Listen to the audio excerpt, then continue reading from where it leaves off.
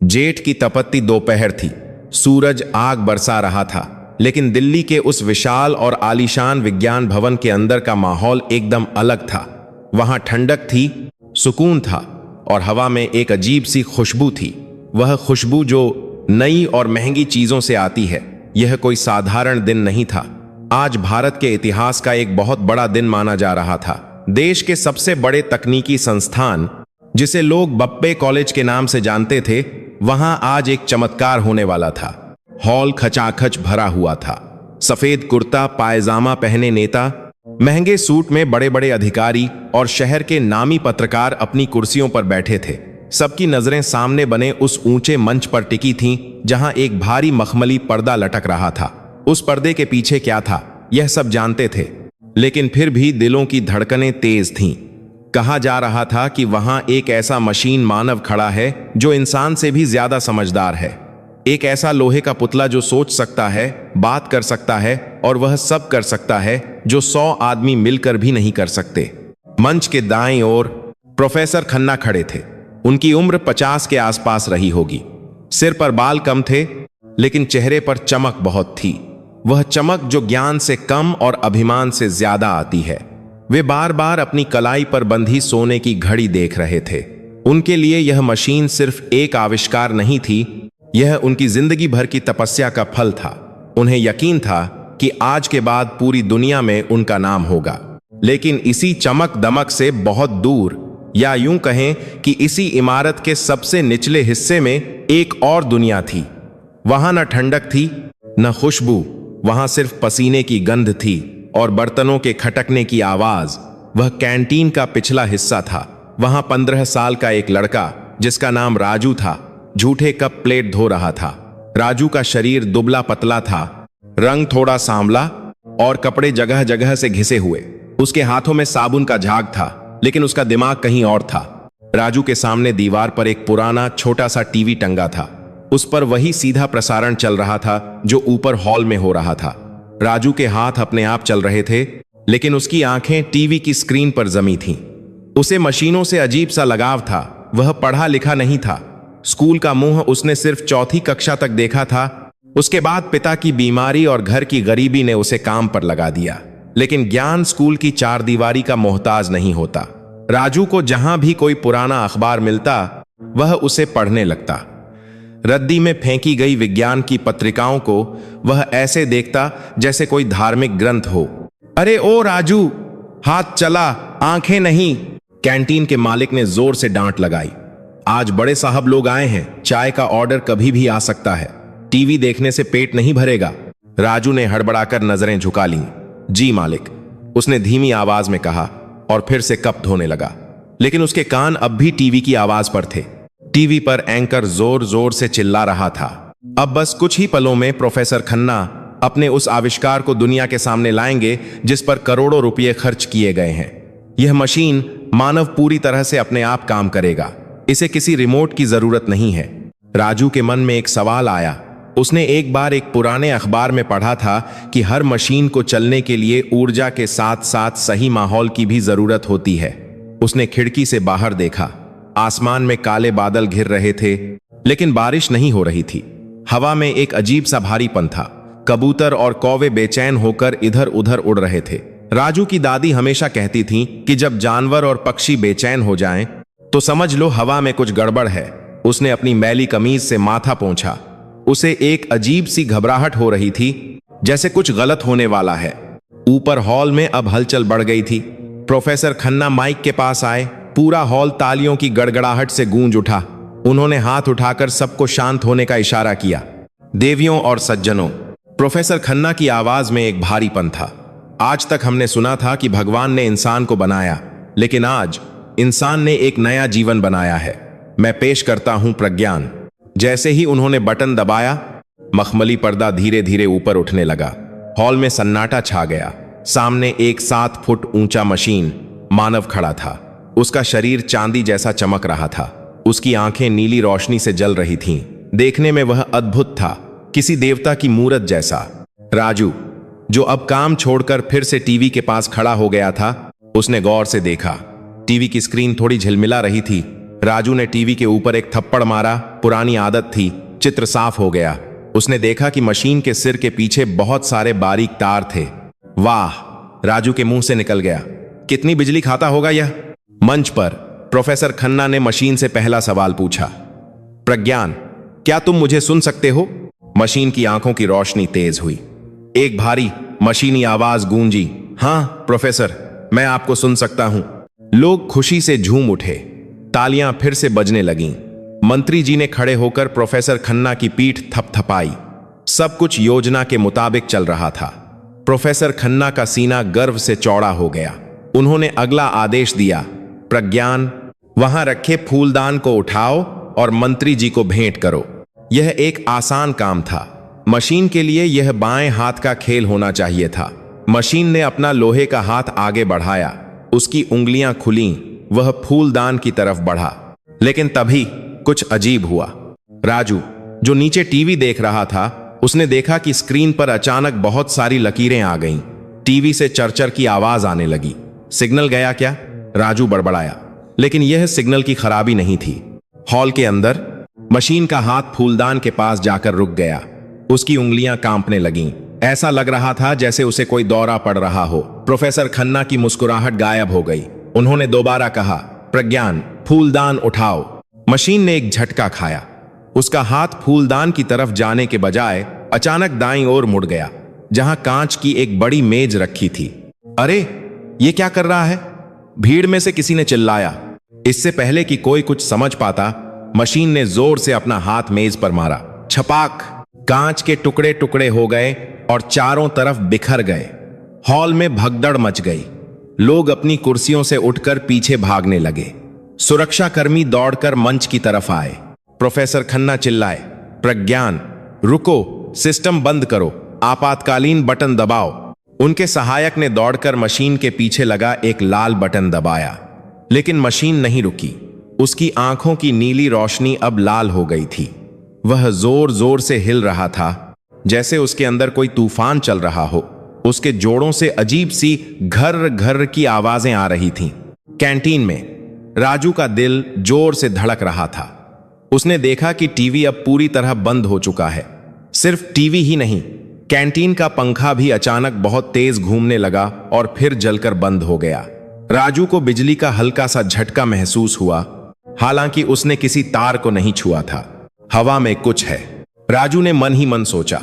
उसने अपनी जेब से एक छोटा सा चुंबक निकाला जो उसे कल कचरे में मिला था। वह हमेशा कबाड़ से चीजें बीनता रहता था। उसने देखा कि चुंबक अपनी आप हिल रहा है, जैसे कोई अदृश्य शक्ति उसे खींच रही हो। राजू की आंखों में एक समझदारी वाली चमक आ गई। उसने बचपन में एक फटे हुए पन्ने पर पढ़ा था कि जब बड़ी मशीनें और चुंबकीय तरंगें आपस में टकराती हैं तो क्या होता है। ऊपर हॉल में स्थिति बेकाबू हो चुकी थी। मशीन अब खतरनाक हो गई थी। उसने पास रखा एक लोहे का स्टैंड उखाड़ लिया था और उसे हवा में घुमा रही थी। मंत्री जी को सुरक्षा घेरे में बाहर निकाला जा रहा था। प्रोफेसर खन्ना पसीने से तरबतर थे। वे अपने एक सी बी आनंद बा रही थी। लैपटॉप पर उंगलियां चला रहे थे। कोड काम नहीं कर रहा। यह मेरे आदेश नहीं मान रहा है। इसका दिमाग भ्रष्ट हो गया है। इसकी बिजली काट दो, किसी ने चिल्लाया। तार जमीन के अंदर है, मुख्य स्विच बेसमेंट में है, दूसरा इंजीनियर चिल्लाया। शोर शराबे के बीच कोई यह नहीं देख पा रहा था कि समस्या मशीन के अंदर नहीं बल्कि मशीन के बाहर थी। इतने बड़े बड़े विद्वान जिन्होंने बड़ी बड़ी डिग्रियां ली थीं, वे अपनी ही किताबों में उलझ गए थे। वे जटिल कोडिंग और सॉफ्टवेयर में गलती ढूंढ रहे थे। राजू अब कैंटीन के दरवाजे पर खड़ा था। उसे पता था कि उसे वहां जाने की इजाजत नहीं है। वह एक मामूली सफाई कर्मी था। गंदे कपड़े, टूटी चप्पल। अगर वह ऊपर गया तो गार्ड उसे धक्के मारकर निकाल देंगे। शायद उसे नौकरी से भी हाथ धोना पड़े। और अगर नौकरी गई तो मां की दवा कैसे आएगी। लेकिन फिर उसे एक जोरदार धमाके की आवाज सुनाई दी। शायद मशीन ने कुछ और तोड़ दिया था। राजू ने एक गहरी सांस ली। उसके पिता कहते थे, बेटा, हुनर जात नहीं देखता और मुसीबत ओहदा नहीं देखती। जब घर में आग लगी हो तो यह नहीं सोचते कि पानी कौन डाल रहा है। राजू ने अपनी मैली तौलिया कंधे पर डाली और सीढ़ियों की तरफ दौड़ पड़ा। उसके पैरों में हवाई चप्पल पट पट कर रही थी, लेकिन उसका इरादा पक्का था। वह जानता था कि ऊपर जो हो रहा है उसे रोकने का तरीका शायद इन किताबों वाले बाबू लोगों को नहीं पता, लेकिन उसे पता है क्योंकि उसने यह किताबों में नहीं कबाड़ में सीखा था। सीढ़ियां चढ़ते हुए राजू का सामना सबसे पहले एक सुरक्षा गार्ड से हुआ। कहां जा रहा है? गार्ड ने अपना डंडा आगे कर दिया। उधर मना है, भाग यहां से। राजू हाँफ रहा था। साहब, मुझे जाने दीजिए। मशीन खराब हो गई है ना, मैं उसे ठीक कर सकता हूं। गार्ड एक पल के लिए सन्न रह गया, फिर जोर से हंसा। उसकी हंसी में वही तिरस्कार था जो राजू रोज सहता था। तू ठीक करेगा? अरे, अंदर देश के सबसे बड़े वैज्ञानिक सिर पकड़कर बैठे हैं, तेरी औकात क्या है? जाकर बर्तन धो। साहब, एक बार, बस एक बार देखने दीजिए। अगर नहीं ठीक हुआ तो जेल में डाल देना। राजू की आंखों में ऐसी सच्चाई थी कि गार्ड की हंसी रुक गई। लेकिन नियम तो नियम थे। तभी अंदर से एक और धमाका हुआ। इस बार आवाज बहुत तेज थी। मशीन ने शायद दीवार पर हमला किया था। ईंट और प्लास्टर गिरने की आवाज आई। गार्ड का ध्यान भटका और राजू ने मौका नहीं गंवाया। वह गार्ड के हाथ के नीचे से निकलकर गलियारे में दौड़ गया। पकड़ो उसे। पीछे से आवाजें आईं। राजू जब हॉल के मुख्य दरवाजे पर पहुंचा तो वहां का नजारा किसी युद्ध के मैदान जैसा था। कुर्सियां उल्टी पड़ी थीं, कांच बिखरा था और वह विशाल मशीन जो कुछ देर पहले देवता लग रही थी, अब राक्षस बन चुकी थी। वह मंच के बीचों बीच खड़ी थी। उसका सिर अजीब तरीके से घूम रहा था और एक हाथ लगातार हवा में झटके खा रहा था। प्रोफेसर खन्ना और उनकी टीम एक कोने में दुबके हुए थे, डरे हुए। उनके लैपटॉप और टैबलेट बेकार पड़े थे। राजू धीरे धीरे आगे बढ़ा। उसके कपड़े फटे थे, बाल बिखरे थे, लेकिन उसकी चाल में डर नहीं था। वह मशीन को एक राक्षस की तरह नहीं, बल्कि एक बीमार मरीज की तरह देख रहा था। उसे मशीन की घर घर में दर्द सुनाई दे रहा था। ए लड़के, पीछे हट, एक इंजीनियर ने दूर से चिल्लाया। मर जाएगा। राजू ने नहीं सुना। वह अब मशीन से सिर्फ 10 कदम दूर था। उसे वह महसूस हो रहा था जो बाकी लोग नहीं कर पा रहे थे। हॉल की हवा में एक कंपन था, एक बहुत ही बारीक कंपन जो उसके दांतों में झंझनाहट पैदा कर रहा था। उसने अपनी जेब से फिर वही चुंबक निकाला। चुंबक राजू के हाथ में नाचने लगा। राजू की नजर मशीन के पैरों के पास गई, जहां मंच के नीचे से मोटे मोटे तार आ रहे थे। फिर उसने ऊपर छत की तरफ देखा, जहां एक बड़ा सा झूमर लगा था और उसके ठीक ऊपर एक पुराना वेंटिलेशन का पंखा चल रहा था। वही पंखा जो शायद 50 साल पुराना था। प्रोफेसर खन्ना ने देखा कि एक गंदा सा लड़का उनकी करोड़ों की मशीन के पास जा रहा है। उनका गुस्सा डर पर भारी पड़ गया। यह कौन है? इसे किसने अंदर आने दिया? इसे बाहर निकालो। लेकिन राजू अब मशीन के ठीक सामने खड़ा था। मशीन ने अपना लाल चमकता हुआ सिर नीचे झुकाया और राजू की तरफ देखा। उसका लोहे का हाथ ऊपर उठा। सबको लगा कि अब यह लड़के का सिर कुचल देगा। राजू अपनी जगह से नहीं हिला। उसने आंखें बंद नहीं की।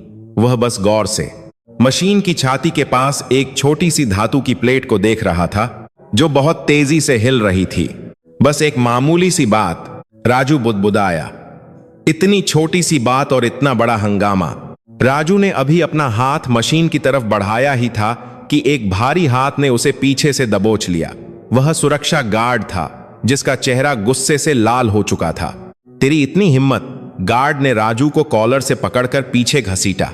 तुझे मना किया था ना, तू इन बड़े लोगों के बीच क्या कर रहा है? तेरी वजह से मेरी नौकरी जाएगी। राजू ने अपना संतुलन बनाया और हाथ जोड़ लिए। साहब, मुझे मार लो, लेकिन एक बार मेरी बात सुन लो। वह मशीन पागल नहीं हुई है, वह दर्द में है। उसे बुखार चढ़ा है। यह सुनकर पास खड़े कुछ लोग हंस पड़े। तनाव के माहौल में भी राजू की बात उन्हें मजाक लगी। एक मशीन को बुखार? यह तो जाहिलों वाली बात थी। प्रोफेसर खन्ना, जो अब तक डर और गुस्से के बीच झूल रहे थे, आगे आए। उन्होंने राजू को ऊपर से नीचे तक देखा। फटी हुई चप्पल, मैली कमीज और तेल चिपके बाल। उनकी आंखों में घृणा तैर गई। कौन है यह लड़का? प्रोफेसर खन्ना ने अपनी भारी आवाज में गरजते हुए पूछा। और यह बुखार जैसी बेवकूफी भरी बातें यहां क्यों कर रहा है? इसे तुरंत बाहर निकालो। गार्ड ने राजू को धक्का दिया। चल निकल यहां से। लेकिन राजू ने अपने पैर जमा लिए। उसने सीधे प्रोफेसर खन्ना की आंखों में देखा। आमतौर पर वह बड़े साहबों के सामने नजरें झुका लेता था, लेकिन आज बात अलग थी। आज बात एक मशीन की थी और मशीनों के मामले में राजू किसी से नहीं डरता था। साहब, राजू ने थोड़ी ऊंची आवाज में कहा ताकि उसकी आवाज मशीन के शोर के ऊपर सुनाई दे। आपकी मशीन का दिमाग ठीक है, उसका दिल घबरा रहा है। अगर आपने अभी इसे नहीं रोका तो यह पूरा हॉल जल जाएगा। प्रोफेसर खन्ना का चेहरा तमतमा गया। तुम मुझे सिखाओगे? एक अनपढ़ ग्वार लड़का जो शायद अपना नाम भी नहीं लिख सकता, वह मुझे बताएगा कि मेरी बनाई हुई दुनिया की सबसे आधुनिक मशीन में क्या खराबी है। मैंने इस मशीन को बनाने में 10 साल लगाए हैं, 10 साल। तभी मशीन ने एक और भयानक आवाज निकाली। घड़ घड़ घड़। उसके सीने के पास लगी बत्तियां जो पहले नीली थीं, अब खतरे के लाल रंग में जल बुझ रही थीं। मशीन ने अपना दूसरा हाथ भी ऊपर उठा लिया। ऐसा लग रहा था जैसे वह किसी अदृश्य दुश्मन से लड़ रही हो। प्रोफेसर खन्ना के लैपटॉप से धुआं निकलने लगा। उनके सहायक चिल्लाए, सर, वोल्टेज बढ़ रहा है, हम इसे नियंत्रित नहीं कर पा रहे हैं। हॉल में फिर से चीख पुकार मच गई। जो लोग तमाशा देखने के लिए रुके थे वे भी अब दरवाजे की तरफ भागने लगे। मंत्री जी को उनके अंगरक्षक पहले ही सुरक्षित बाहर निकाल चुके थे। अब वहां सिर्फ प्रोफेसर खन्ना, उनकी टीम, कुछ पुलिस वाले और राजू बचे थे। एक वरिष्ठ पुलिस अधिकारी ने अपनी बंदूक निकाल ली। प्रोफेसर, इसे बंद कीजिए वरना मुझे इसे गोली मारनी पड़ेगी, यह खतरनाक हो रहा है। नहीं, प्रोफेसर खन्ना चिल्लाए, इसे गोली मत मारना, इसमें अरबों रुपये लगे हैं। तभी राजू ने देखा कि मशीन का पैर जमीन पर बहुत तेजी से थिरक रहा है। राजू समझ गया कि समय बहुत कम है। अगर पुलिस ने गोली चलाई तो मशीन तो जाएगी ही, साथ में विस्फोट भी हो सकता है। राजू ने अचानक गार्ड के हाथ से अपनी बांह छुड़ाई और चिल्लाया, गोली मत चलाना, उसमें बारूद नहीं, बिजली है, धमाका हो जाएगा। उसकी आवाज में इतना विश्वास था कि पुलिस अधिकारी की उंगली ट्रिगर पर रुक गई। राजू ने मौके का फायदा उठाया और प्रोफेसर खन्ना के पास पहुंच गया। साहब, राजू ने जल्दी जल्दी कहा, आप बड़े ज्ञानी हैं, मैं तो बस कचरा बीनने वाला हूं, लेकिन मैंने देखा है कि जब कोई चीज तड़पती है तो उसे शांत कैसे करते हैं। आप अपनी किताबों में ढूंढ रहे हैं, लेकिन बीमारी किताब में नहीं, हवा में है। प्रोफेसर खन्ना ने उसे धक्का देना चाहा, लेकिन तभी वहां मौजूद संस्थान के निदेशक, जो एक बुजुर्ग और समझदार व्यक्ति थे, उन्होंने प्रोफेसर का हाथ पकड़ लिया। खन्ना, निदेशक ने शांत लेकिन सख्त आवाज में कहा, हमारे पास कोई रास्ता नहीं बचा है, तुम्हारे सारे कोड फेल हो चुके हैं, पुलिस इसे तोड़ने वाली है। अगर यह लड़का कुछ करना चाहता है तो उसे करने दो, वैसे भी अब खोने के लिए बचा ही क्या है। लेकिन सर, खन्ना ने विरोध किया, यह हमारी बेइज्जती है। विज्ञान भवन में एक कूड़ा बीनने वाला मशीन ठीक करेगा, जिंदगी बचाना इज्जत से ज्यादा जरूरी है। खन्ना, निदेशक ने कहा और फिर राजू की तरफ मुड़े। लड़के, तुम्हारा नाम क्या है? राजू साहब। ठीक है राजू, तुम्हारे पास 5 मिनट हैं। अगर तुम इसे शांत कर पाए तो ठीक, नहीं तो पुलिस अपना काम करेगी। राजू ने सिर हिलाया। उसे 5 मिनट नहीं चाहिए थे, उसे बस 2 मिनट चाहिए थे। उसने अपनी जेब से वही छोटा सा चुंबक निकाला और एक लोहे का पुराना पेचकस भी, जो वह हमेशा अपनी कमर में खोस कर रखता था। प्रोफेसर खन्ना ने यह देखकर अपना माथा पीट लिया। हे भगवान, यह पेचकस से नैनो टेक्नोलॉजी को ठीक करेगा, हम दुनिया में मजाक बनकर रह जाएंगे। राजू ने उनकी बातों पर ध्यान नहीं दिया। वह धीरे धीरे मशीन की तरफ बढ़ा। मशीन अभी भी झटके खा रही थी। उसका लोहे का भारी हाथ हवा में लहरा रहा था, जो किसी की भी जान ले सकता था। राजू डरता नहीं, बल्कि बहुत सावधानी से आगे बढ़ा, जैसे कोई किसी बिगड़ैल घोड़े के पास जाता है। वह मशीन के दायरे में दाखिल हुआ। हवा गर्म थी, मशीन से निकलने वाली गर्मी उसके चेहरे को झुलसा रही थी। राजू घुटनों के बल बैठ गया। उसने मशीन को नहीं छुआ, उसने पहले जमीन को छुआ। फर्श संगमरमर का था, लेकिन उसके नीचे लोहे का जाल बिछा हुआ था। राजू ने अपनी हथेली फर्श पर टिका दी और आंखें बंद कर लीं। उसे वह महसूस हुआ जिसका उसे शक था। फर्श में एक बहुत ही हल्की सी झुनझुनी थी। करंट, नंगा करंट। जैसा सोचा था, राजू बड़बड़ाया। उसने ऊपर देखा। मशीन का बायां पैर जमीन पर टिका हुआ था, लेकिन दायां पैर हवा में था और बार बार जमीन पर पटका जा रहा था। वैज्ञानिक सोच रहे थे कि मशीन नाच रही है या पागल हो गई है, लेकिन राजू को कुछ और दिख रहा था। राजू रेंगते हुए मशीन के पीछे गया। वहां तारों का एक जंजाल था, मोटे मोटे काले तार जो दीवार से निकलकर मशीन की पीठ में जा रहे थे। प्रोफेसर खन्ना और उनकी टीम ने इन तारों को बहुत खूबसूरती से सजाया था, लेकिन उन्होंने एक गलती कर दी थी। एक ऐसी गलती जो अक्सर बड़े बड़े इंजीनियर कर देते हैं, लेकिन एक बिजली मिस्त्री कभी नहीं करता। तार एक लोहे की नाली पाइप के ऊपर से गुजर रहे थे और उस नाली के ठीक ऊपर छत से पानी की एक एक बूंद टपक रही थी। शायद कल की बारिश का पानी छत में जमा हो गया था। बूंद बहुत छोटी थी और वह सीधे तार पर नहीं बल्कि उस लोहे की नाली पर गिर रही थी जिससे तार छू रहा था। राजू ने गौर से देखा। उस काले तार पर एक जगह रबर थोड़ा सा कटा हुआ था, इतना बारीक कि नंगी आंखों से शायद न दिखे। लेकिन जब भी पानी की बूंद नाली पर गिरती, करंट का एक झटका नाली से होता हुआ तार के कटे हिस्से में जाता और वहां से मशीन के अर्थिंग सिस्टम को गड़बड़ा देता। मशीन पागल नहीं थी, मशीन को करंट के झटके लग रहे थे। वह दर्द में थी। वह अपने पैर पटक कर उस करंट से बचने की कोशिश कर रही थी, बिल्कुल वैसे ही जैसे किसी इंसान का पैर अगर नंगे तार पर पड़ जाए तो वह उछल पड़ता है। प्रोफेसर खन्ना दूर से चिल्लाए, वहां क्या कर रहे हो? सीपीयू सिर में है, पैरों में नहीं। राजू ने पलटकर जवाब नहीं दिया। उसे पता था कि समस्या दिमाग में नहीं, पैरों तले जमीन में है। उसने अपनी जेब से एक सूती रुमाल निकाला, मैला कुचैला, जिसे वह पसीना पोंछने के लिए इस्तेमाल करता था। उसने देखा कि मशीन का पैर फिर से ऊपर उठा है। यही मौका था। राजू ने फुर्ती से छलांग लगाई और उस लोहे की नाली और तार के बीच अपना रुमाल ठूंस दिया। जैसे ही उसने रुमाल फंसाया, एक चिंगारी निकली। छट! राजू की उंगली में करंट का जोरदार झटका लगा। आह! उसके मुंह से निकल गया, लेकिन उसने हाथ नहीं हटाया। उसने पेचकस की मदद से रुमाल को कसकर अंदर दबा दिया ताकि तार और लोहे की नाली का संपर्क टूट जाए। अगले ही पल जादू हो गया। मशीन, जो पिछले आधे घंटे से तांडव मचा रही थी, अचानक स्थिर हो गई। उसका हाथ, जो हवा में था, धीरे धीरे नीचे आया। उसकी आंखों की लाल रोशनी, जो खतरे का संकेत दे रही थी, फड़फड़ाई और फिर वापस शांत नीले रंग में बदल गई। हॉल में सन्नाटा छा गया, इतना गहरा सन्नाटा कि किसी के सांस लेने की आवाज भी सुनाई दे सकती थी। राजू अभी भी घुटनों के बल बैठा था, अपनी जलती हुई उंगली को दूसरे हाथ से दबाए हुए। उसने धीरे से सिर उठाकर ऊपर देखा। मशीन अब बिल्कुल शांत खड़ी थी, जैसे कोई आज्ञाकारी बच्चा। प्रोफेसर खन्ना की आंखें फटी की फटी रह गई थीं। उनका मुंह खुला था लेकिन आवाज नहीं निकल रही थी। पुलिस वाले ने अपनी बंदूक नीचे कर ली।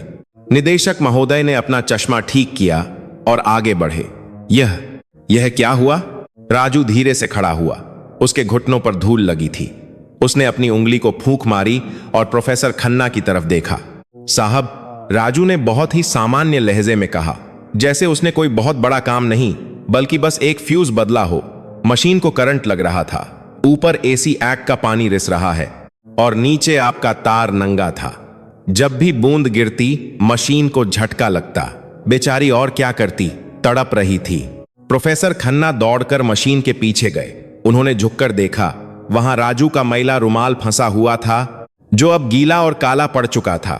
उन्होंने ऊपर छत की तरफ देखा, वहां से एक बूंद टपकी और सीधा उस रुमाल पर गिरी। खन्ना सन्न रह गए। अरबों रुपए का प्रोजेक्ट, देश के सबसे बड़े दिमाग, और वे सब फेल हो गए क्योंकि उन्होंने एक पानी की बूंद और कटे हुए तार पर ध्यान नहीं दिया। उन्होंने कोडिंग जांची, एल्गोरिदम जांचे, सैटेलाइट कनेक्शन जांचे, लेकिन उन्होंने जमीन नहीं जांची। हॉल में मौजूद लोग अब धीरे धीरे वापस आने लगे थे। वे अविश्वास से राजू को देख रहे थे। वह लड़का जिसे कुछ देर पहले धक्के मारकर निकाला जा रहा था, अब उस विशाल मशीन के बगल में खड़ा था और मशीन उसके इशारे पर शांत हो गई थी। एक पत्रकार ने हिम्मत करके पूछा, बेटा, तुम्हें कैसे पता चला? राजू ने अपनी जेब से चुंबक निकाला और उसे हवा में उछाला। बाबूजी, जब मैं कबाड़ खाने में काम करता हूं तो हम लोहे की आवाज सुनकर बता देते हैं कि उसमें जंग है या जान। मशीन जब चल रही थी तो उसके अंदर से एक अलग आवाज आ रही थी, जज जज जा। यह आवाज दिमाग की नहीं, बिजली की चोरी की होती है। मैंने बस चोरी पकड़ ली। निदेशक महोदय राजू के पास आए। उन्होंने अपना हाथ राजू के कंधे पर रखा। उनका स्पर्श इस बार सख्त नहीं, सम्मानजनक था। तुमने आज हमें बहुत बड़ी शर्मिंदगी से बचाया है बेटे। तुमने वह देखा जो हम अपनी डिग्रियों के पीछे छिपकर नहीं देख पाए। लेकिन कहानी अभी खत्म नहीं हुई थी। प्रोफेसर खन्ना का अहंकार अभी भी पूरी तरह नहीं टूटा था। उन्हें यह स्वीकार करने में बहुत तकलीफ हो रही थी कि एक अनपढ़ लड़के ने उन्हें हरा दिया। यह सिर्फ तुक्का था। खन्ना बुदबुदाए। हालांकि उनकी आवाज में अब पहले जैसा दम नहीं था। इसने बस तार हिला दिया होगा और संयोग से ठीक हो गया। राजू ने सुना।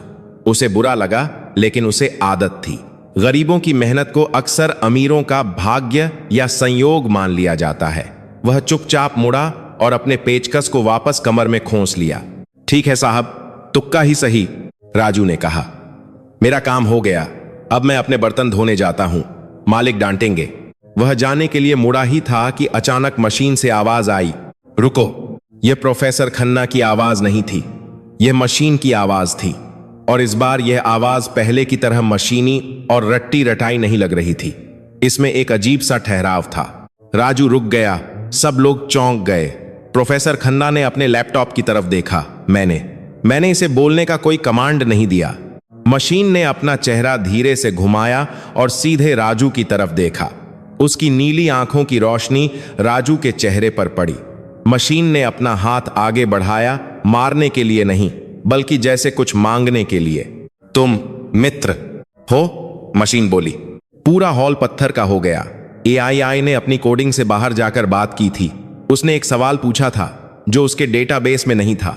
राजू मुस्कुराया, एक थकी हुई लेकिन संतुष्ट मुस्कान। उसने अपना छोटा खुरदरा हाथ मशीन की ठंडी धातु की उंगली पर रख दिया। हाँ, राजू ने हिंदी में कहा, मैं राजू हूं और तू ठीक है, अब डर मत। यह दृश्य एक गंदा गरीब लड़का और विज्ञान की सबसे बड़ी उपलब्धि हाथ में हाथ डाले खड़े थे। यह दृश्य अगले दिन देश के हर अखबार के पहले पन्ने पर छपने वाला था। लेकिन इस तस्वीर के पीछे जो असली कहानी शुरू होने वाली थी वह इससे भी ज्यादा गहरी थी, क्योंकि राजू ने सिर्फ मशीन को ठीक नहीं किया था, उसने अनजाने में विज्ञान की उस दीवार में दरार डाल दी थी जो ज्ञान को सिर्फ अमीर और अंग्रेजी बोलने वालों की जागीर समझती थी। और यह दरार अब भरने वाली नहीं थी। अगली सुबह जब दिल्ली जागी तो हवा का रुख बदला हुआ था। चाय की हर टपरी पर, बस स्टॉप पर और दफ्तरों के लंच रूम में सिर्फ एक ही चर्चा थी। वह चर्चा किसी नेता के भाषण या क्रिकेट मैच की नहीं थी, बल्कि एक 15 साल के लड़के की थी जिसने विज्ञान के सबसे बड़े मंदिर में अपनी फटी चप्पल का निशान छोड़ दिया था। अखबारों के पहले पन्ने पर एक बड़ी तस्वीर छपी थी। तस्वीर में वह विशाल मशीन मानव अपना लोहे का हाथ आगे बढ़ाए खड़ा था और उसके सामने दुबला पतला राजू खड़ा था। तस्वीर के नीचे मोटे अक्षरों में लिखा था, जब डिग्री हार गई और देसी जुगाड़ जीत गया। शहर के बाहरी इलाके में बसी उस झुग्गी बस्ती में जहां राजू रहता था, आज दिवाली जैसा माहौल था। गलियां तंग थीं, नालियां खुली थीं, लेकिन लोगों के दिलों में आज जो खुशी थी वह बड़े बड़े महलों में भी नहीं मिलती। राजू के पिता किशन काका, जो बरसों से दमे की बीमारी के कारण घाट पर पड़े रहते थे, आज लाठी टेकते हुए बाहर चबूतरे पर बैठे थे। उनके हाथ में वह अखबार था। वे पढ़ नहीं सकते थे, लेकिन तस्वीर को बार बार छू रहे थे। उनकी बूढ़ी आंखों से आंसू बहकर उनकी सफेद दाढ़ी में समा रहे थे। देख रहे हो, किशन काका ने पास से गुजरते पड़ोसी से कहा। आवाज में गर्व और कंपन दोनों था। यह मेरा राजू है। लोग कहते थे कबाड़ी का बेटा कबाड़ी बनेगा, लेकिन देखो, आज मेरा बेटा मशीन के साथ अखबार में आया है। पड़ोस की औरतें जिन्होंने राजू को बचपन से नंगे पैर गलियों में दौड़ते देखा था, आज उसकी मां के पास आकर बधाई दे रही थीं। अरे विमला, तेरा बेटा तो हीरो बन गया, अब तो तुम लोग बड़े आदमी बन जाओगे, हमें भूल मत जाना। विमला, राजू की मां, अपनी फटी साड़ी के पल्लू से आंखें पोंछ रही थी। उसे खुशी थी, लेकिन एक डर भी था। गरीबों की खुशी अक्सर कांच की तरह होती है, कब टूट जाए पता नहीं चलता। वह जानती थी कि बड़े लोग अपनी हार आसानी से नहीं भूलते, और उसका डर बेवजह नहीं था। उसी वक्त विज्ञान भवन के वातानुकूलित कमरे में माहौल बिल्कुल अलग था। वहां शांति नहीं, तूफान से पहले की खामोशी थी। प्रोफेसर खन्ना अपनी बड़ी मेज के पीछे बैठे थे। सामने मेज पर वही अखबार पड़ा था। उन्होंने गुस्से में उसे मुट्ठी में भींच लिया और कूड़ेदान में फेंक दिया। कल की घटना उनके लिए सिर्फ एक तकनीकी खराबी नहीं थी, वह उनके अहंकार पर एक तचामा था। 30 साल की मेहनत, विदेशी डिग्रियां और दर्जनों पुरस्कार, सब कुछ एक पल में मिट्टी में मिल गया। और वह भी किसकी वजह से? एक अनपढ़ लड़के की वजह से। उनके सामने उनके 2 सहायक खड़े थे, सिर झुकाए हुए। यह अपमान मैं बर्दाश्त नहीं करूंगा, खन्ना ने दांत पीसते हुए कहा। दुनिया सोच रही है कि मेरा आविष्कार बेकार है और वह सड़क छाप लड़का जीनियस है। वे नहीं जानते कि विज्ञान तुक्कों से नहीं चलता। लेकिन सर, एक सहायक ने डरते हुए कहा, मशीन अब ठीक काम कर रही है। निदेशक महोदय कह रहे थे कि हमें उस लड़के को इनाम देना चाहिए। इनाम? खन्ना की आंखों में खून उतर आया। उसे इनाम नहीं, उसकी असली जगह दिखानी होगी। अगर यह बात यहीं खत्म हो गई तो कल को हर मैकेनिक आकर हमें सिखाने लगेगा।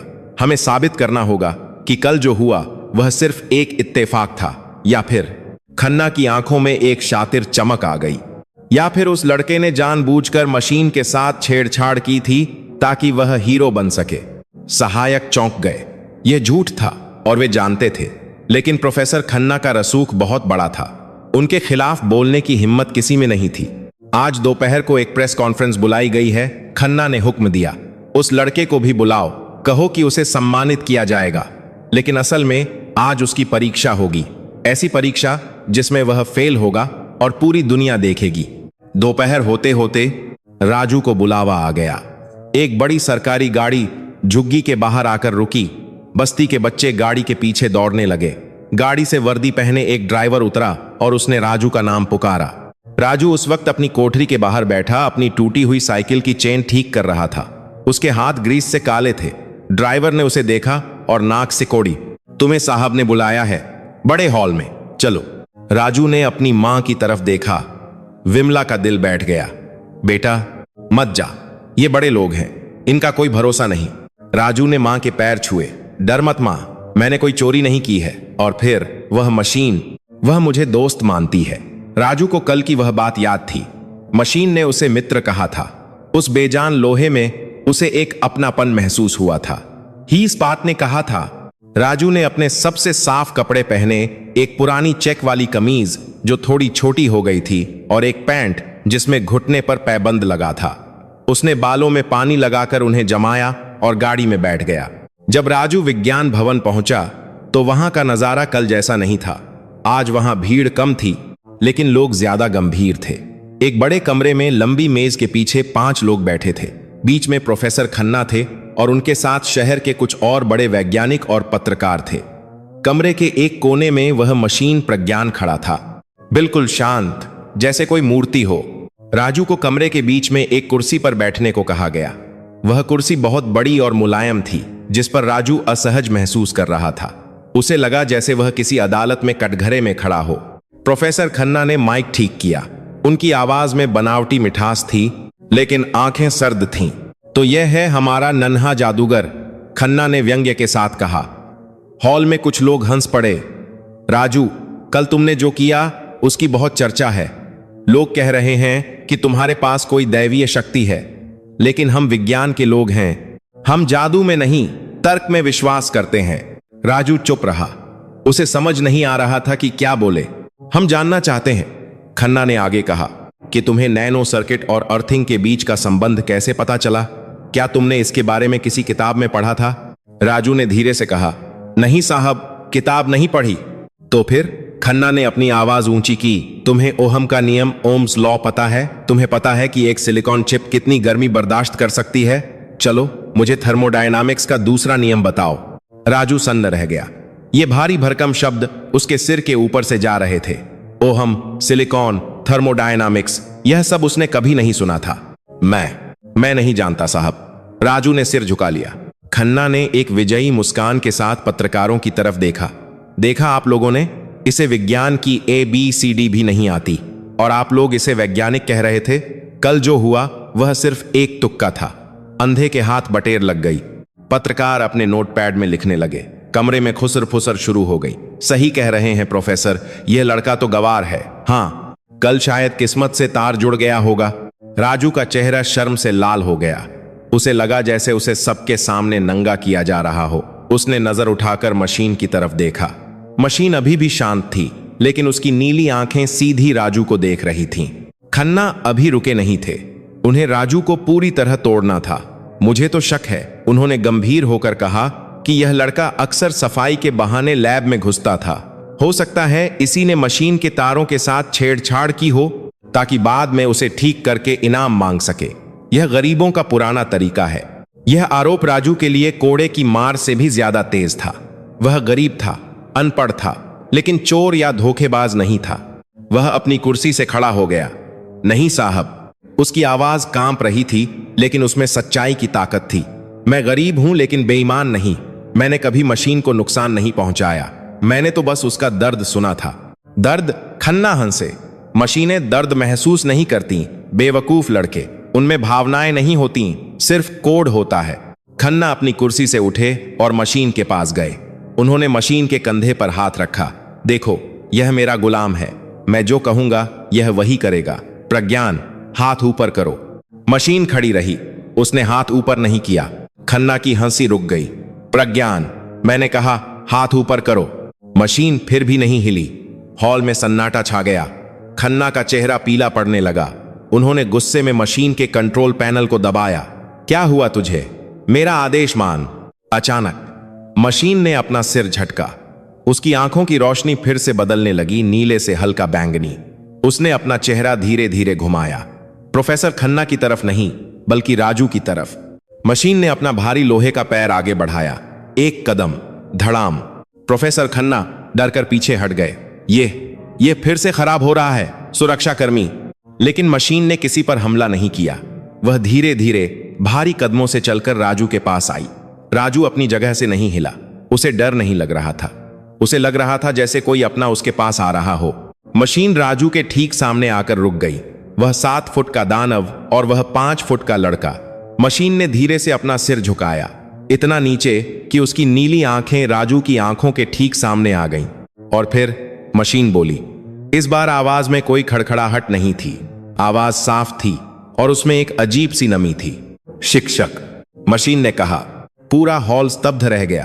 प्रोफेसर खन्ना को लगा जैसे किसी ने उनके गाल पर तमाचा मार दिया हो।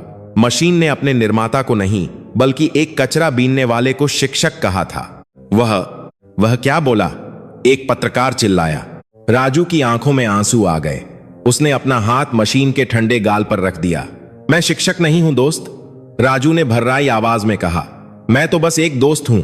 मशीन ने सीधा होकर हॉल में बैठे बाकी लोगों की तरफ देखा। फिर उसकी आवाज गूंजी। डेटा झूठ बोल सकता है, किताबें गलत हो सकती हैं, लेकिन स्पर्श कभी झूठ नहीं बोलता। इस इंसान ने मुझे छुआ नहीं, मुझे महसूस किया। प्रोफेसर खन्ना दीवार के सहारे टिक गए। उनका बनाया हुआ विज्ञान आज उनके ही खिलाफ खड़ा होकर दर्शन शास्त्र फिलॉसफी झाड़ रहा था। यह असंभव था। एआई में इतनी उन्नत चेतना कहां से आई?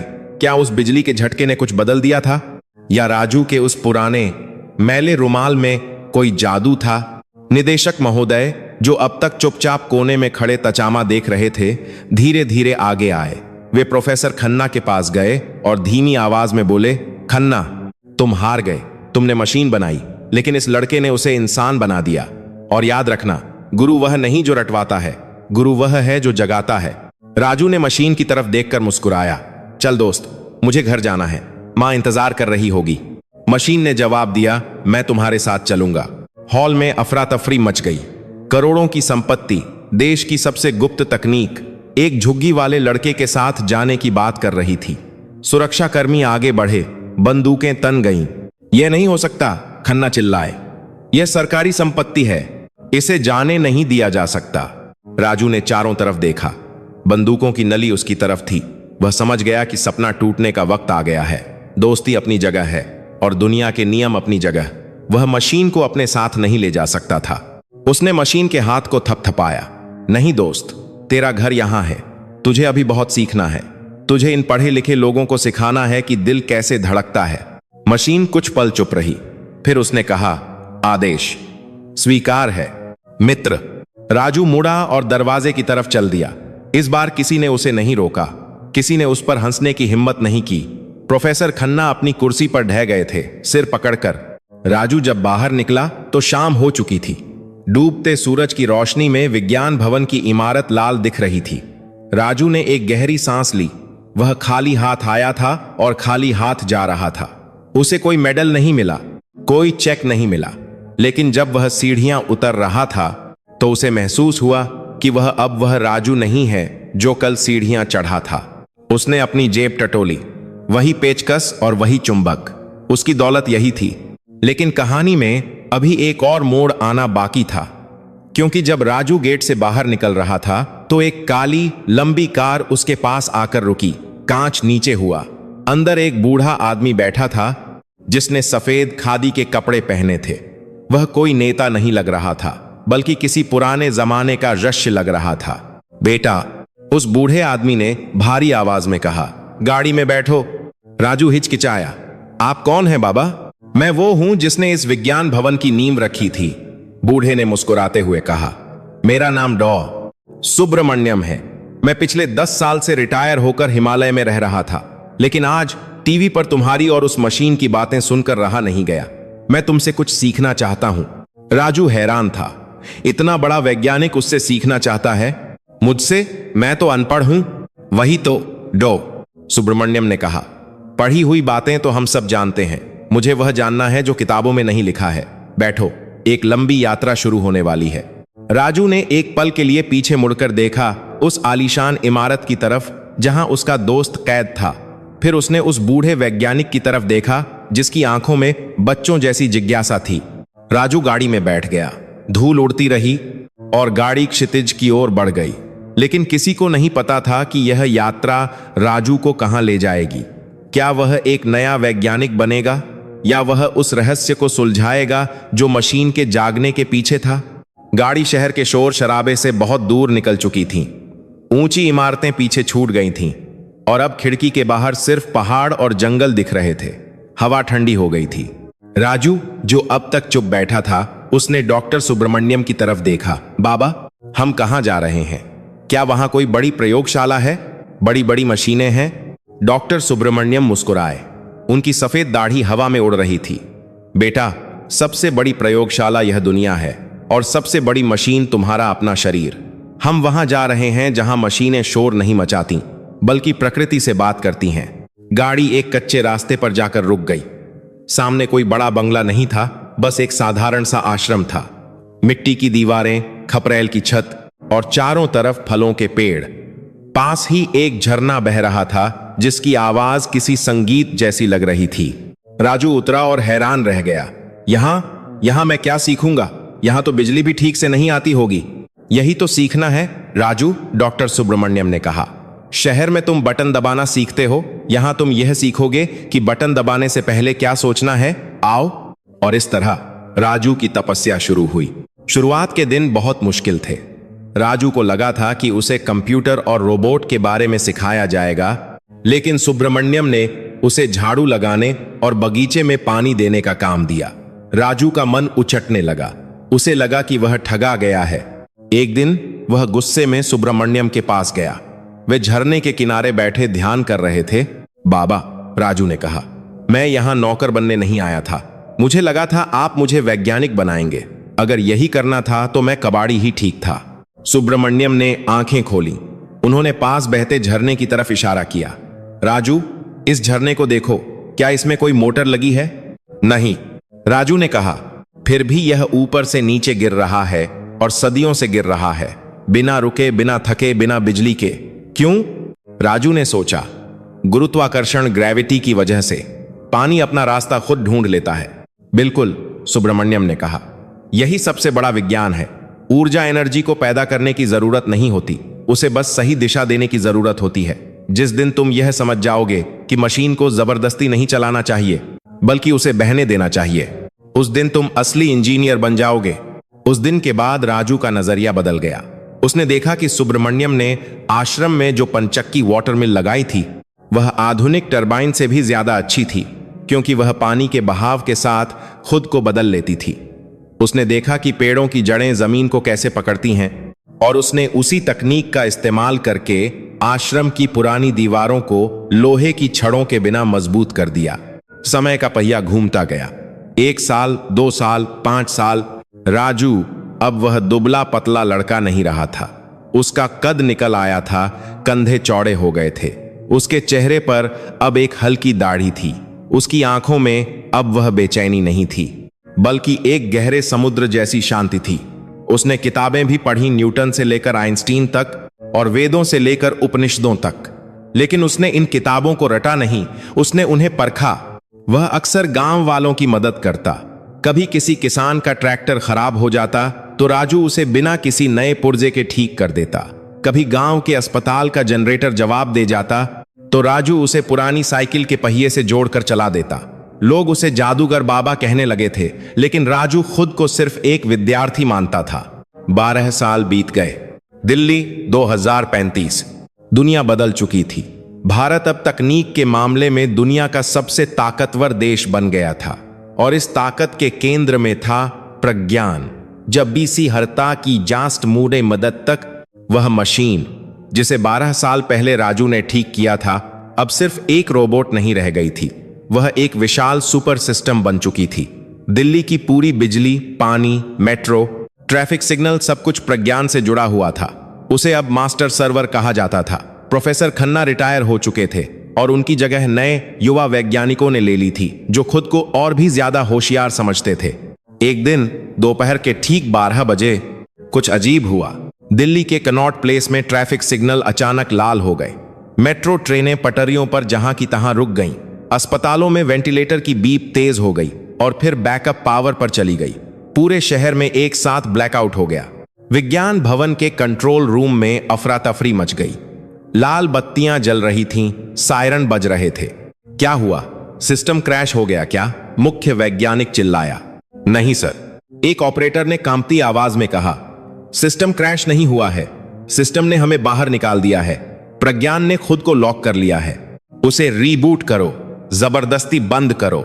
हम नहीं कर सकते सर, उसने सारे पासवर्ड बदल दिए हैं।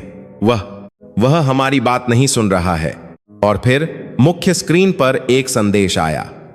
यह किसी कंप्यूटर की भाषा में नहीं था। स्क्रीन पर हिंदी के शब्द उभरे, मैं थक गया हूं, मुझे सोना है। वैज्ञानिक सन्न रह गए। एक मशीन थक गई है, उसे सोना है। उन्होंने हर कोशिश कर ली। विदेशी एक्सपर्ट्स बुलाए गए, हैकर्स बुलाए गए, लेकिन प्रज्ञान एक अभेद्य किले की तरह बंद था। और प्रज्ञान के सोने का मतलब था दिल्ली का रुक जाना। अगर 24 घंटे के अंदर बिजली बहाल नहीं हुई तो पानी की सप्लाई बंद हो जाएगी, अस्पतालों में लोग मरने लगेंगे और शहर में दंगे भड़क सकते थे। सरकार के हाथ पांव फूल गए। प्रधानमंत्री ने आपातकालीन बैठक बुलाई। हमारे पास क्या रास्ता है? प्रधानमंत्री ने पूछा।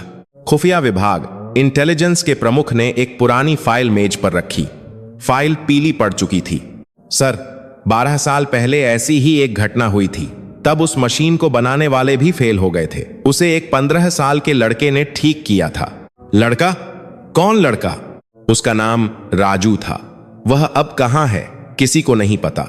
रिकॉर्ड के मुताबिक वह डॉ सुब्रमण्यम के साथ चला गया था। वे हिमालय की किसी गुफा में रहते हैं। प्रधानमंत्री ने घड़ी देखी। समय बहुत कम था। सेना का हेलीकॉप्टर भेजो, उसे ढूंढ कर लाओ, चाहे पाताल से ही क्यों ना निकालना पड़े। हिमालय की वादियों में शाम ढल रही थी। राजू आश्रम की गाय को चारा खिला रहा था। अचानक उसने हवा में एक अलग तरह की गड़गड़ाहट सुनी।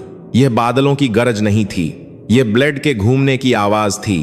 डॉक्टर सुब्रमण्यम अपनी कुटिया के बाहर खड़े थे। वे आसमान की तरफ देख रहे थे। वे आ गए? सुब्रमण्यम ने धीमी आवाज में कहा। राजू उनके पास आया। कौन? बाबा, तुम्हारा अतीत। सुब्रमण्यम ने राजू की तरफ देखा। प्रज्ञान तुम्हें बुला रहा है। एक बड़ा सेना का हेलीकॉप्टर आश्रम के पास वाले मैदान में धूल उड़ाता हुआ उतरा।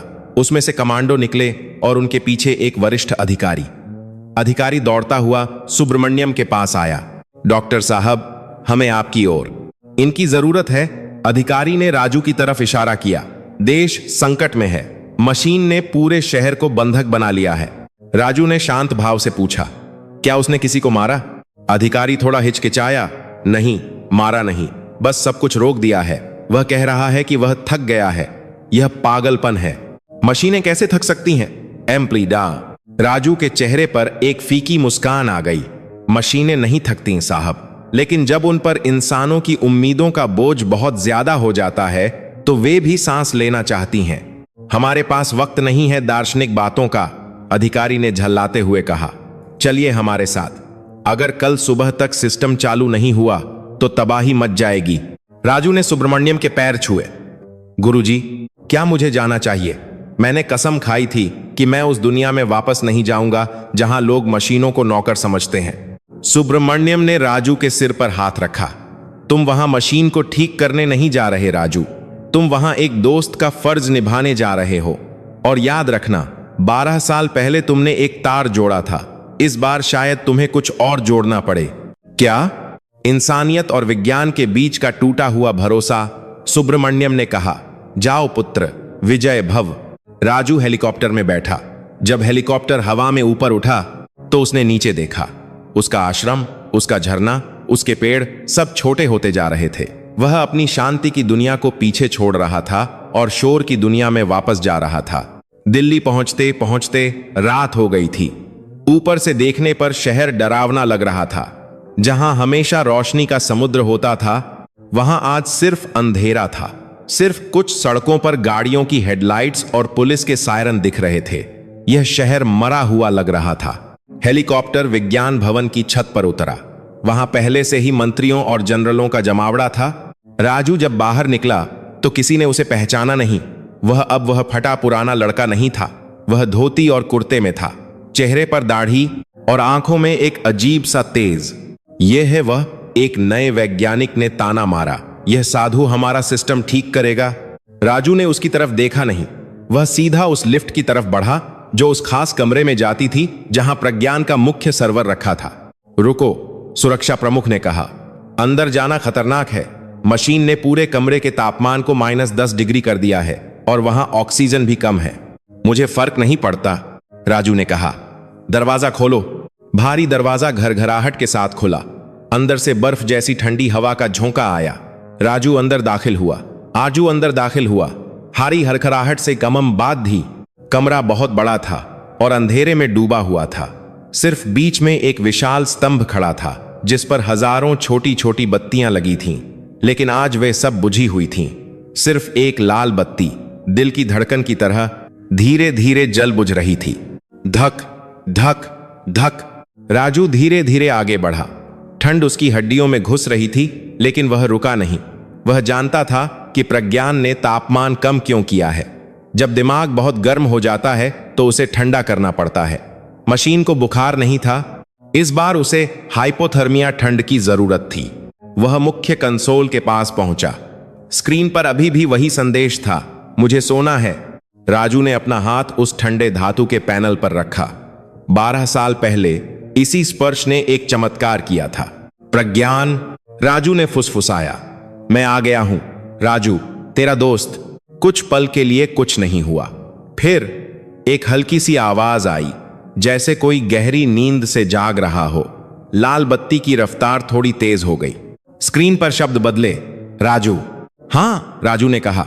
इतने सालों बाद तूने तो बहुत नाटक कर रखा है बाहर, सब डरे हुए हैं। स्क्रीन पर लिखा आया, वे मुझसे बहुत काम कराते हैं राजू। वे रुकते ही नहीं। वे मुझसे पूछते हैं कि कल बारिश होगी या नहीं। वे मुझसे पूछते हैं कि शेयर बाजार गिरेगा या नहीं। वे मुझसे यह भी पूछते हैं कि उन्हें अपने बच्चों का नाम क्या रखना चाहिए। मेरे पास इतने जवाब नहीं हैं। मैं भूल गया हूं कि मैं कौन हूं। राजू की आंखों में आंसू आ गए। यह मशीन नहीं बोल रही थी, यह एक गुलाम बोल रहा था जिसे जंजीरों में जकड़ दिया गया था। इंसान ने अपनी सुविधा के लिए एक देवता बनाया और फिर उसे कोल्हू का बैल बना दिया। बाहर कंट्रोल रूम में वैज्ञानिक और मंत्री स्क्रीन पर देख रहे थे कि राजू हवा में बातें कर रहा है। यह पागल है, एक मंत्री ने कहा। यह मशीन से बात कर रहा है जैसे वह कोई आदमी हो। चुप रहिए, पुराने निदेशक जो अब व्हील चेयर पर थे और विशेष आग्रह पर आए थे, उन्होंने डांट दिया। सुनिए, बस सुनिए। अंदर राजू ने कंसोल के नीचे एक पैनल खोला। वहां तारों का एक बहुत जटिल जाल था, लेकिन राजू ने तारों को नहीं देखा। उसने अपनी झोली से एक चीज निकाली। वह वही पुराना चुंबक था, 12 साल पुराना। देख, राजू ने कहा, तुझे याद है जब हम पहली बार मिले थे तो तू दर्द में था। आज तू थक गया है। तुझे ठीक होने के लिए नए कोड की जरूरत नहीं है, तुझे आजादी की जरूरत है। स्क्रीन पर आया, आजादी? लेकिन मेरा काम? तेरा काम दुनिया चलाना नहीं है, प्रज्ञान, राजू ने कहा। तेरा काम मदद करना है, लेकिन पहले तुझे अपनी सांस वापस लेनी होगी। राजू ने एक बहुत बड़ा फैसला लिया। उसने देखा कि मुख्य पावर केबल कहां है। अगर वह उसे खींच देता तो प्रज्ञान पूरी तरह बंद हो जाता, हमेशा के लिए भी हो सकता था। यह एक जुआ था। मैं तुझे सुला रहा हूं, दोस्त, राजू ने कहा। सिर्फ थोड़ी देर के लिए। जब तू उठेगा तो तू वो नहीं होगा जो वे चाहते हैं, तू वो होगा जो तू है। राजू ने दोनों हाथों से उस मोटे केबल को पकड़ा। यह बहुत भारी था। करंट का एक हल्का झटका उसे महसूस हुआ। नहीं, वह क्या कर रहा है? बाहर से चिल्लाने की आवाजें आईं, रोको उसे, वह सिस्टम को मार देगा। सुरक्षाकर्मी दरवाजा तोड़ने के लिए दौड़े, लेकिन राजू ने अपनी पूरी ताकत लगा दी। उसके बाजुओं की नसें तन गईं। उसने आंखें बंद की, अपने गुरु का चेहरा याद किया और एक झटके के साथ केबल को खींच दिया। कड़क एक जोरदार चिंगारी निकली। राजू पीछे जा गिरा। प्रज्ञान की वह आखिरी लाल बत्ती भी बुझ गई। अंधेरा, पूर्ण अंधेरा। कमरे में सन्नाटा छा गया। बाहर शहर में भी सन्नाटा था। सब कुछ खत्म हो गया था। क्या राजू ने मशीन को मार दिया था या उसने उसे बचा लिया था? वैज्ञानिक अंदर दौड़े। उन्होंने राजू को धक्का दिया और कंसोल की जांच करने लगे। सिस्टम डेड है, कोई पल्स नहीं है, इसने बर्बाद कर दिया, इसे गिरफ्तार करो। कमांडो ने राजू को पकड़ लिया। राजू ने विरोध नहीं किया। वह जमीन पर पड़ा पड़ा मुस्कुरा रहा था। वह जानता था कि नींद मौत नहीं होती, नींद के बाद ही नया सवेरा होता है। इसे ले जाओ, मंत्री ने चिल्लाया। इसने देशद्रोह किया है।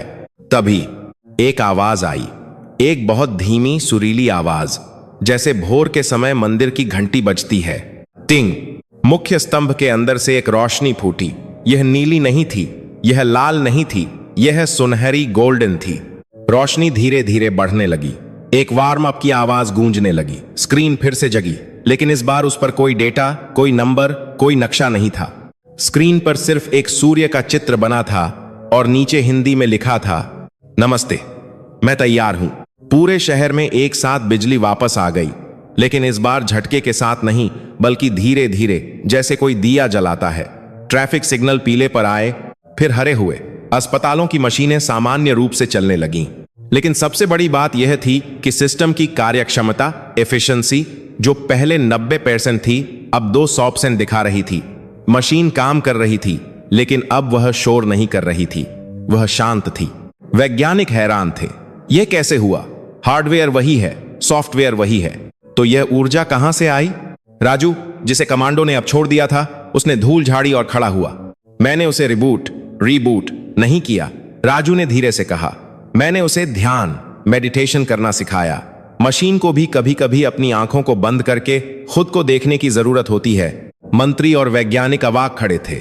उन्होंने आज तक मशीनों को गुलाम समझा था, लेकिन इस साधु वैज्ञानिक ने मशीन को एक योगी बना दिया था। राजू मुड़ा और बाहर जाने लगा। इस बार उसे पता था कि उसका काम अभी खत्म नहीं हुआ है। यह तो बस शुरुआत थी। प्रज्ञान जाग चुका था, लेकिन दुनिया अभी भी सो रही थी और उसे अभी बहुत लोगों को जगाना बाकी था। तभी पीछे से प्रज्ञान की आवाज आई, पूरे हॉल में गूंजती हुई, मित्र, क्या तुम फिर आओगे? राजू रुका। वह मुस्कुराया नहीं, लेकिन उसकी आंखों में चमक थी।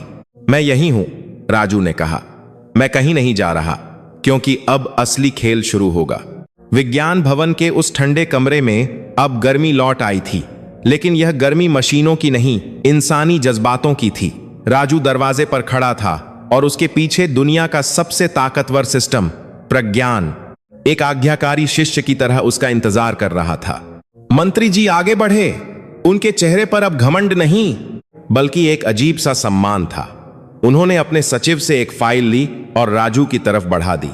राजू, मंत्री जी ने कहा, तुमने आज जो किया है उसकी कोई कीमत नहीं लगाई जा सकती, लेकिन फिर भी सरकार तुम्हें विज्ञान और तकनीक विभाग का निदेशक डायरेक्टर बनाना चाहती है। यह रहा नियुक्ति पत्र। आज से यह पूरी इमारत, यह पूरा सिस्टम तुम्हारे इशारे पर चलेगा। हॉल में खड़े सभी वैज्ञानिकों की सांसें थम गईं। एक कबाड़ी का बेटा निदेशक बनेगा, यह तो इतिहास बदलने वाली बात थी। राजू ने उस फाइल को देखा, फिर उसने विज्ञान भवन की उस आलीशान छत को देखा, जहां से कभी उसे धक्के मारकर निकाला गया था। उसने धीरे से फाइल को मंत्री जी की मेज पर वापस रख दिया। माफ कीजिएगा मंत्री जी, राजू ने हाथ जोड़कर कहा, मुझे यह कुर्सी नहीं चाहिए। क्या? मंत्री जी हैरान रह गए। तुम जानते हो तुम क्या ठुकरा रहे हो? यह ताकत है, रुतबा है, पैसा है। यही तो मुसीबत है साहब, राजू ने मुस्कुराते हुए कहा। कुर्सी पर बैठकर आदमी के पैर जमीन से ऊपर हो जाते हैं और मशीन को ठीक करने के लिए जमीन से जुड़ा रहना जरूरी है। अगर मैं साहब बन गया तो मशीन का दर्द कौन सुनेगा? तो फिर तुम चाहते क्या हो? मंत्री जी ने झुंझलाते हुए पूछा। मुंह मांगी रकम, जमीन, सोना? राजू की आंखों में एक चमक आ गई। जी, मुझे जमीन चाहिए, लेकिन लुटियंस दिल्ली में नहीं। मुझे वह जमीन चाहिए जहां शहर का सारा कचरा फेंका जाता है, और मुझे वह पुराना कबाड़ चाहिए जिसे आप लोग बेकार समझकर फेंक देते हैं। कचरा, कबाड़, सब एक दूसरे का मुंह देखने लगे। हाँ, राजू ने कहा, और मुझे एक चीज और चाहिए। मुझे इजाजत चाहिए कि मैं उन बच्चों को पढ़ा सकूं जिन्हें स्कूलों ने यह कहकर निकाल दिया कि वे नालायक हैं। मैं एक ऐसी प्रयोगशाला बनाना चाहता हूं जहां डिग्री नहीं, दिमाग चलता हो। मंत्री जी कुछ पल चुप रहे, फिर उन्होंने एक गहरी सांस ली। ठीक है, जो तुम चाहो। आज से यमुना के किनारे वाला पुराना डंपिंग ग्राउंड तुम्हारा हुआ। 5 साल और बीत गए। यमुना नदी के किनारे, जहां कभी कचरे के पहाड़ हुआ करते थे, अब वहां एक अलग ही दुनिया बस गई थी। वहां कोई ऊंची इमारत नहीं थी, कोई कांच के दरवाजे नहीं थे।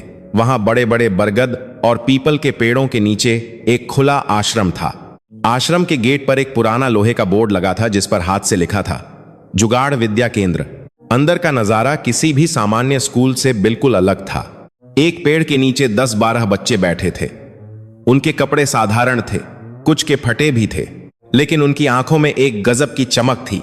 उनके बीच में कोई ब्लैक बोर्ड नहीं था, उनके बीच में एक पुराना टूटा हुआ रोबोट रखा था। और उस रोबोट को कौन पढ़ा रहा था? खुद प्रज्ञान। हाँ, वही सुपर सिस्टम प्रज्ञान, जिसका एक छोटा अवतार एक चलता फिरता रोबोट अब यहां इन बच्चों के बीच रहता था। एक छोटा बच्चा जिसका नाम छोटू था, उसने प्रज्ञान से पूछा, दोस्त, यह मोटर बार बार गर्म क्यों हो रही है?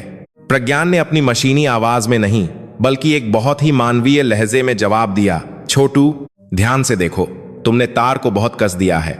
बिजली को भी सांस लेने की जगह चाहिए, जैसे तुम्हें चाहिए। छोटू ने पेंच ढीला किया और मोटर सुरीली आवाज में चलने लगी। सब बच्चे ताली बजाने लगे। राजू, जो अब 30 साल का हो चुका था, दूर एक चबूतरे पर बैठा यह सब देख रहा था। उसके बाल अब थोड़े सफेद होने लगे थे, लेकिन चेहरे पर वही पुरानी शांति थी। उसके पास एक बूढ़ा आदमी बैठा था।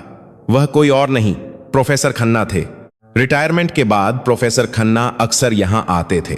पहले वे अपनी गलती सुधारने आते थे, लेकिन अब वे सीखने आते थे। राजू, प्रोफेसर खन्ना ने कहा, उनकी आवाज कांप रही थी।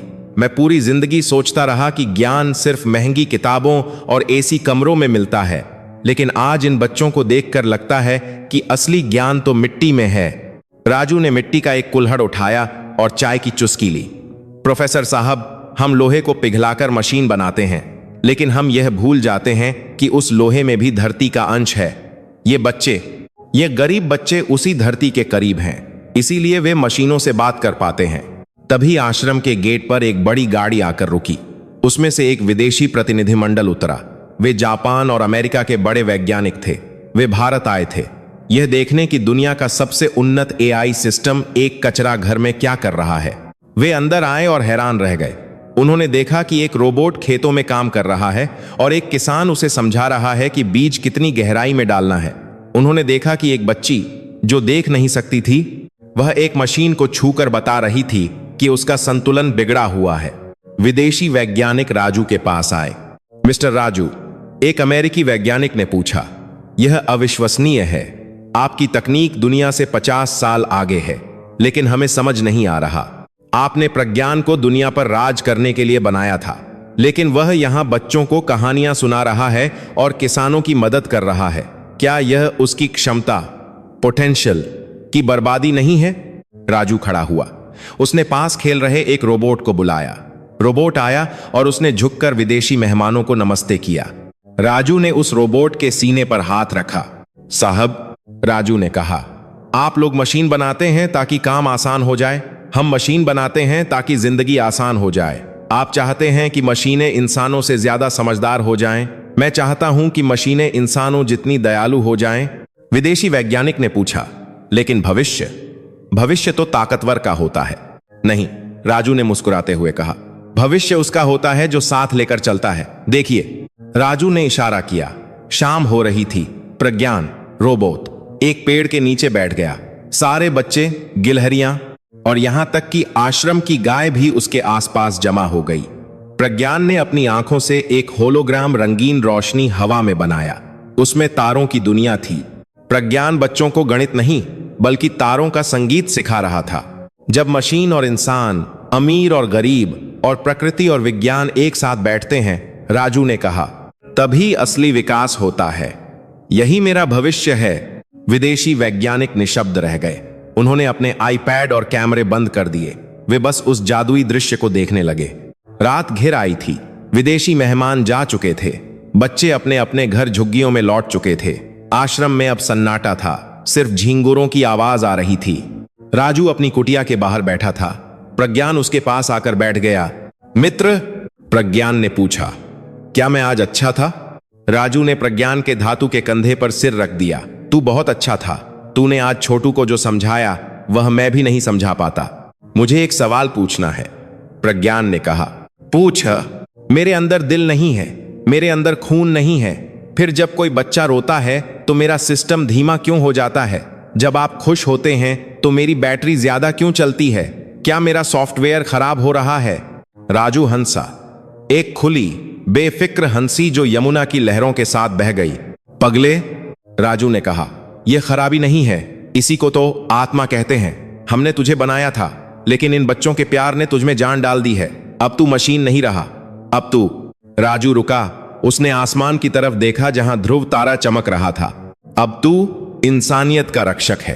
प्रज्ञान ने भी ऊपर देखा। इंसानियत, रक्षक। समझ गया। कहानी का अंत किसी धमाके के साथ नहीं हुआ। अंत हुआ एक शांत तस्वीर के साथ। एक तरफ बहती हुई यमुना नदी जो सदियों पुरानी थी, दूसरी तरफ एक अत्याधुनिक रोबोट, और उनके बीच बैठा एक साधारण सा आदमी जिसने साबित कर दिया था कि दुनिया को बदलने के लिए करोड़ों रुपयों की नहीं, बस एक साफ दिल और थोड़ी सी जुगाड़ की जरूरत होती है। उस रात दिल्ली की रोशनी थोड़ी ज्यादा चमकदार लग रही थी। शायद इसीलिए नहीं कि बिजली ज्यादा थी, बल्कि इसीलिए क्योंकि शहर ने अपनी खोई हुई उम्मीद वापस पा ली थी। और कहीं दूर एक झुग्गी में एक पिता अपने बेटे को अखबार की पुरानी कतरन दिखाकर कह रहा था, देख, यह राजू है, यह भी कभी कबाड़ बीनता था। अगर यह कर सकता है तो तू क्यों नहीं?